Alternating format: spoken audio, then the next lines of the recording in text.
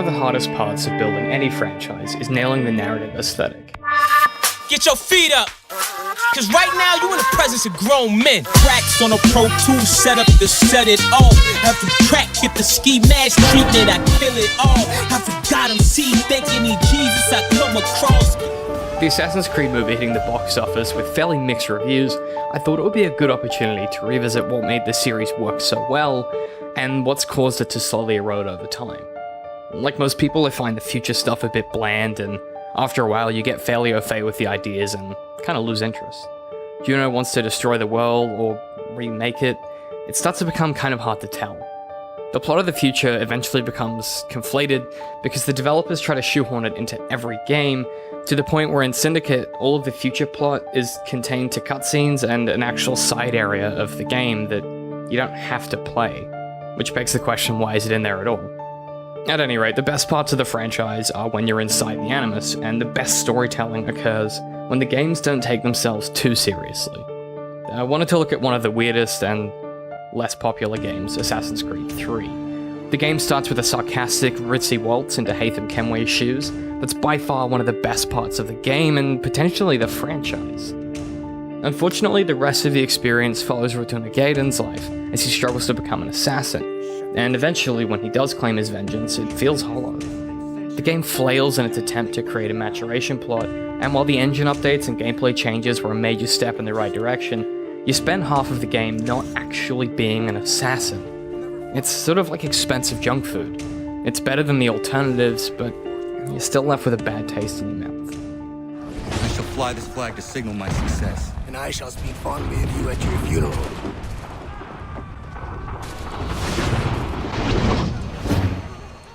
Ironically, one of the most interesting parts of Assassin's Creed 3 is the ship combat, which formed the basis for my favorite Assassin's Creed game, Black Flag.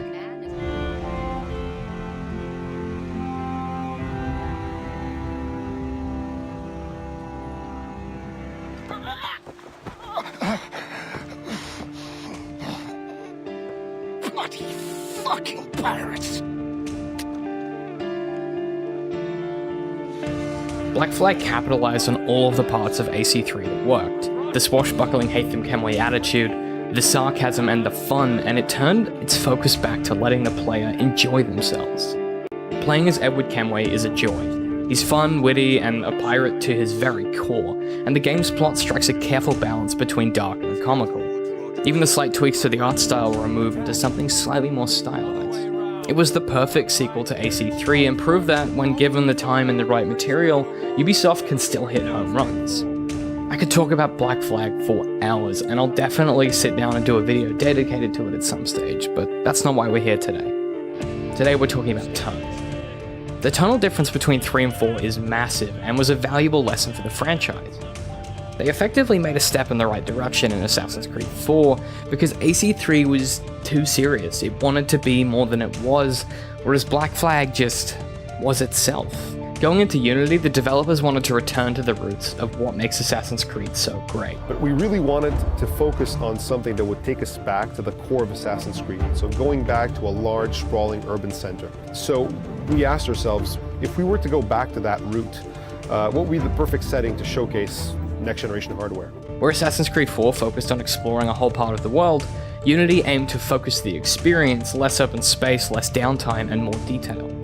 Which sounds good in theory. Something strange happened when they tried to tie in the French Revolution to the tone of Assassin's Creed 4. With a setting as dark and involved as the Revolution, most missions ended up having pretty grim goals. Arno, the main character, has some dealings with some interesting side characters, and on 1 or 2 occasions does prove himself to be interesting. Unfortunately, the jokes they write for Arno never quite land.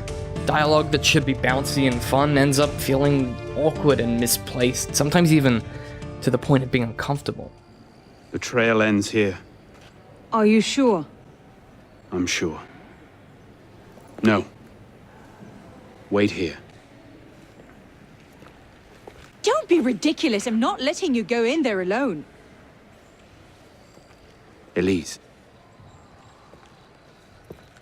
I have to do this myself. Please.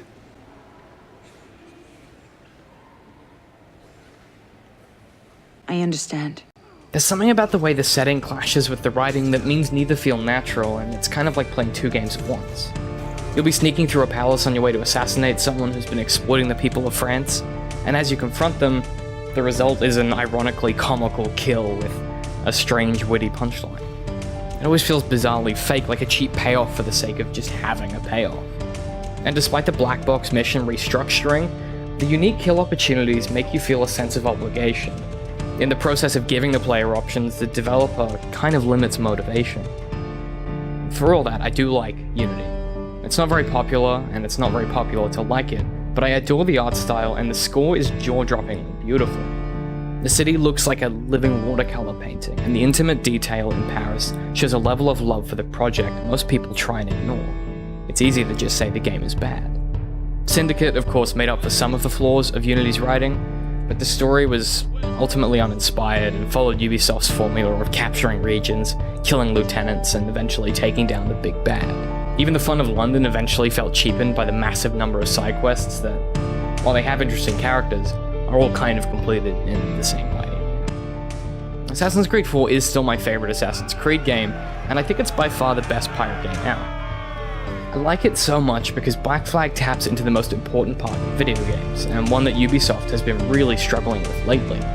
Black Flag is fun. The story is exciting, funny, and the characters are genuinely complex. I can't speak highly enough of the game, and if we're lucky, Ubisoft will look back at their pirate adventure and remember what makes the franchise so compelling. Of all the money that e'er I had, I spent it in good company, and all the harm that e'er I've done, alas, it was to none but me. And all I've done, for want of wit, to memory now I can't recall. So felt me. This channel is supported by DigitalOcean. They host our podcast and website. They're a fantastic service. If you go to dcm.works/ocean, you can grab $10 of credit on me. Thanks as always to Daniel Larson, who does the music, and make sure you subscribe so you don't miss any new videos. I'll see you guys next time.